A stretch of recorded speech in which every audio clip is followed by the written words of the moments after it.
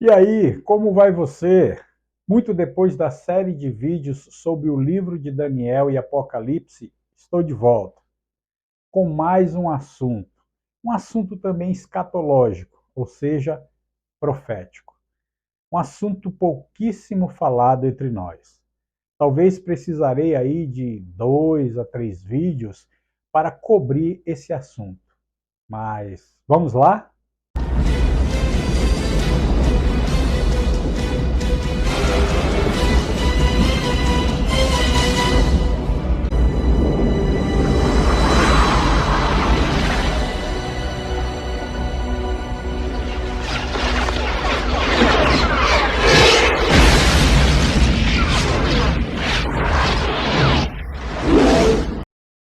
Armagedon. Esse título tem inspirado livros, filmes e diversos estudos a respeito. O próprio nome conjura imagens de enormes exércitos, sofrimentos horríveis e devastação. Tem suscitado especulações ao longo do tempo. Quanto se sabe desse grande evento na história do mundo? Quanto se pode acreditar de tudo o que dizem a respeito? Os profetas antigos realmente disseram tudo isso do pouco que se sabe? E os profetas modernos também falaram do assunto? De onde provém o nome Armagedon? Considerando a sua grande importância no caso da existência da Terra, não é de surpreender que os profetas antigos e modernos tenham se pronunciado exaustiva e detalhadamente sobre essa batalha final que dará início ao tão falado milênio. Isaías, Jeremias, Ezequiel, Daniel, Zacarias, João, profetas também da atualidade falaram sobre essa batalha e os acontecimentos a ela associados. Depois de citar vários desses profetas, o elder Joseph Fielding Smith disse: Bem, li essas passagens de escrituras desses diversos profetas. Aqui encontramos Isaías dizendo que o Senhor infligirá guerra sobre todo o mundo. Jeremias dizendo o mesmo e falando dessas coisas terríveis. Daniel, assim também como Ezequiel, vemos Joel, Sonfonias, Zacarias, todos proclamando que no último dia, o dia em que o sol se turvará e a lua se tornará em sangue e as estrelas cairão do firmamento. As nações da terra se juntarão contra Jerusalém. Todos falam disso e quando o tempo chegar, o Senhor sairá de seu esconderijo. Examinemos agora o que nos informa o registro profético, deixando de lado toda a especulação e argumentos não fundamentados.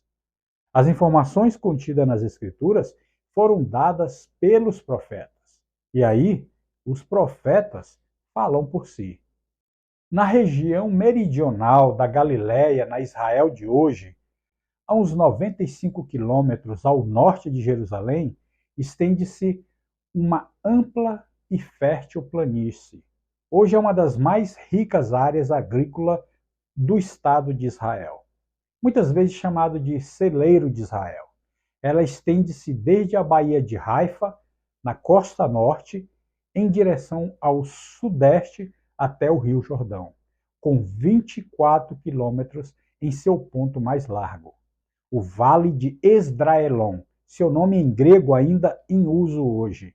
É flanqueada ao norte pelas colinas de Nazaré e ao sul pelo Monte Carmelo, Monte Gilboa e colinas de Samaria. Por esse vale passava uma das mais importantes estradas da antiguidade, a Via Maris, ou Caminho do Mar. Estendia-se desde o Egito pelo litoral, desviava-se para o interior, um pouco ao sul da atual Haifa e do Monte Carmelo. Passava por um importante passo nas montanhas, caindo então na planície de Esdraelon.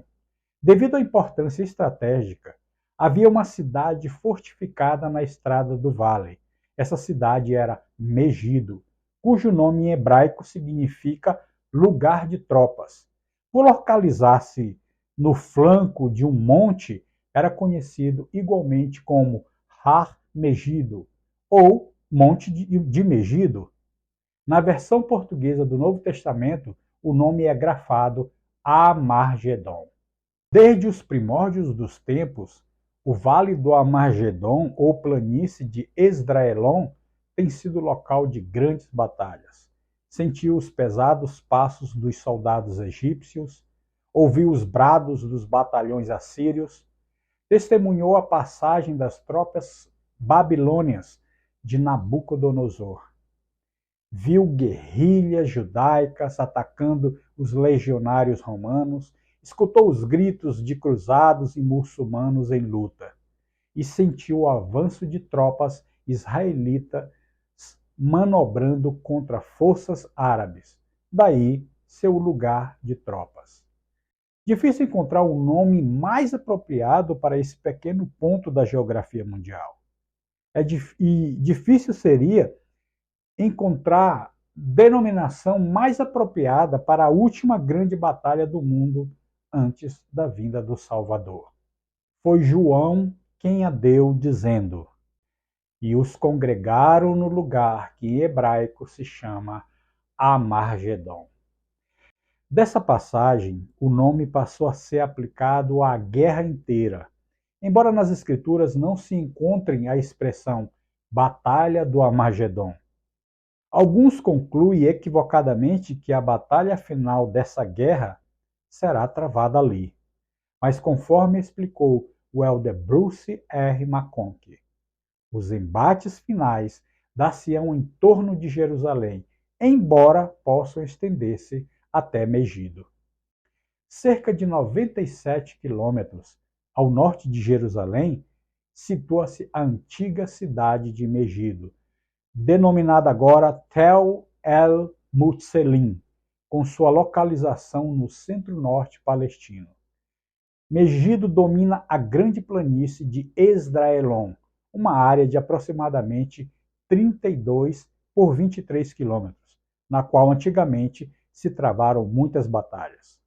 Como disse anteriormente, é a forma hebraica mais antiga de Armagedon, ou Harmagedon, significando o monte ou colina de Megido, ou monte de batalhas. É o vale de Megidon mencionado em Zacarias 12:11. Naquele dia será grande o pranto em Jerusalém, como o pranto de Hadad e Rimon, no vale de Megido. No exato momento da segunda vinda de nosso Senhor, todas as nações se juntarão contra Jerusalém. E a batalha do Armagedon, obviamente cobrindo toda a região, desde Jerusalém até Megido, e talvez além, estará em andamento. Conforme dizia João, os reis de todo o mundo se reunirão para a batalha naquele grande dia do Deus Todo-Poderoso, no lugar que em hebraico se chama Armagedon. Então Cristo virá como ladrão, quer dizer, inesperadamente, e acontecerão os dramáticos fenômenos naturais que acompanharão a sua volta. É por ocasião da batalha do Armagedon que se dará a ceia do grande Deus. É a mesma batalha descrita por Ezequiel como a guerra com Gog e Magog. Diz o presidente Joseph Fielding Smith que essa grande guerra será um dos últimos acontecimentos antes da vinda de Cristo em glória. Uma coisa que esses profetas nos dão claramente a entender é que o grande conflito final, antes de Cristo vir, terminará com o cerco de Jerusalém.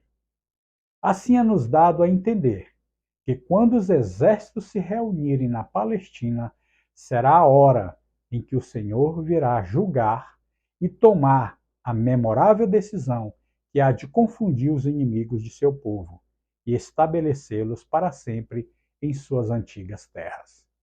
Esse é, obviamente, um evento de suma importância para o mundo. E o Senhor forneceu detalhes suficientes para que aqueles que quiserem ouvir possam estar preparados e confortados quando começar a maior guerra na história do mundo. De acordo com os profetas, devem acontecer alguns eventos importantes antes de iniciar-se a batalha propriamente dita. 1. A casa de Israel será congregada dentre todos os pagãos, ou seja, dentre os gentios, e reconduzida à sua própria terra. 2. A terra de Israel será reconstruída e novamente habitada pelo povo do convênio. 3. O país tornar-se-á altamente produtivo e frutífero, mesmo como o Jardim do Éden. 4. Voltará a existir apenas uma nação na terra de Israel. 5. Jerusalém voltará a ser a capital dos israelitas. 6. Judá se tornará política e militarmente poderosa. 7. Nos últimos dias surgirá um grande conluio de associações a serviço de Satanás. Esse conluio tem vários nomes, tipo a besta saída do mar, a grande e abominável igreja, a igreja do demônio, a grande prostituta e a mãe das abominações.